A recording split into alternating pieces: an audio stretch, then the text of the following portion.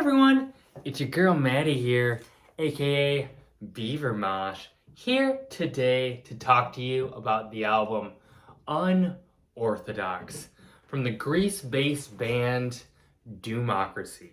This one is coming off of No Remorse Records. And Doomocracy plays a very classic sounding epic doom metal. You're going to hear your Solitude Eternus, and you're going to hear your Candlemass in this. But no, Doomocracy is not just a regurgitation of those iconic bands' work. Doomocracy definitely brings their own flavor and their own interpretation of epic doom metal. The band handles both the very large sounding traditional metal elements and the very crushing doom aspects, the two main ingredients that combine to create that epic doom sound. And they handle both sides of that with a lot of care and attention. Unorthodox is a very conceptual album with these spoken word passages and these sample bits that add a theme and add a real cohesiveness to the album. The band also played with a lot of religious imagery here, even with the cross cover art, and with the lyrics and some of the interludes here. But I wouldn't necessarily say they come at it with the most piously observant of ways. Eternally Lost, the guitars are crisp. There's a bright shine to them, but at the same time it retains that very jagged, doomy crunch to it. The vocals are very operatic and weary, very standard of this subgenre of doom metal. There's a very interesting chorus as well, where the vocalist comes with some melodic phrasing that utilizes some notes and sequencing that isn't super common in the rock and metal canon, but it is also very catchy and kind of an earworm and definitely an intriguing thing to listen to.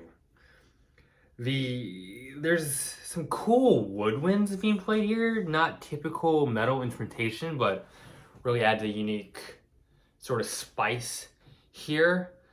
The guitars also do these more clean, open passages that are kind of have a mystical quality. This is kind of a proggier take on epic doom metal. This track is. There's also these sweet choral chants that give this track a bit of a cinematic flair. On Prelude to the Apocalypse, I love the very ornate choral vocals. And the lead vocalist here really showcases some pipes with these high-pitched, well-sung wails. Very, very classic heavy metal.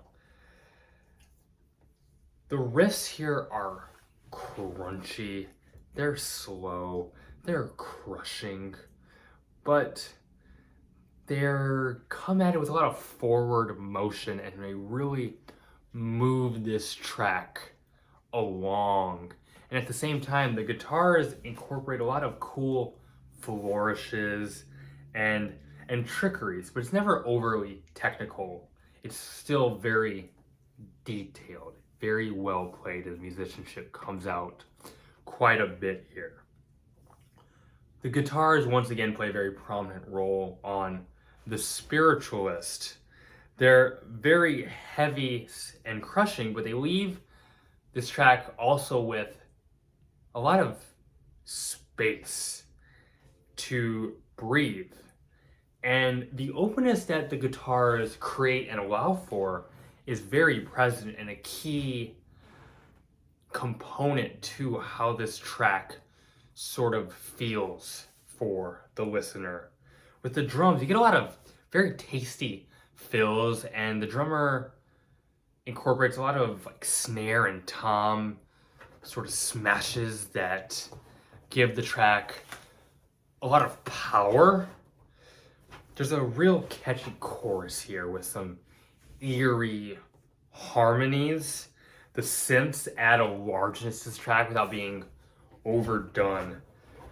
And the guitars also come at this with these very restrained but very sneaky, very cool melodic passages. On Novum Dogma, the guitars really take the lead here with these interlocking the two guitars, riffs and leads. It's very complex, but not overbearing. It's impressive, but it isn't trying to take over. The vocals do this cool staggering thing where one line kind of comes in and in the middle another one comes, and it kind of creates a cool effect. This is one of the more melodic cuts on the album for sure. There's some oscillating synth work here that give the track a cool kind of spacey atmosphere. And there is this absolutely sick drum solo towards the end of the track that's supported with some very violent guitar strums. It's a very standout moment for me. On Our Will Be Done, there's these cool start and stop riffs at the beginning of the track that are heavy but also hooky at the same time. They're fun to listen to. There's these chamber-esque vocals that definitely really lean into the epic thing here. On the title track, plays with a lot of more quieter passages that create a lot of space and ambience for the track. And with that, when you get to the guitar solo here, and the guitar solo rips, it's the most lavish the guitar has been this entire album. This is kind of where it's kind of let off the hook. And so when that happens here, because of the quieter passages, it really sticks out and you notice it, you're anticipating it. Catharsis is kind of the long, big finale to this record. You get these very chunky and destitute riffs with these downtrodden vocals. And there's this cool call and response thing that the guitars do in both the riffing and the leads. It kind of adds a lot and adds a punch and a presence to the track. People who are fans of more traditional sounding doom metal are definitely going to want to give this one a go. If you've enjoyed bands like Reverend the Czar or Crypt Sermon, there's no reason why this one shouldn't be on your radar. It's very grandiose in scope, but this album never really, I would say, loses focus. There's great musicianship here, well-written choruses, fantastic vocals, and it doesn't forget the crushing riffs. This is definitely a doom metal album. Some people I could see maybe taking issue with the heavy use of interludes with the kind of spoken word bits and some of the samples, but I personally don't find issue with it at all. In fact, I kind of like it. I think it definitely, they know where they are and they're used very strategically, and they add to kind of the theme of the record and kind of creates a very guided listen for me, and I enjoy that. And those are my thoughts. I enjoyed this one quite a bit. If you enjoyed this review and would be so kind, consider hitting that like button. It helps a lot.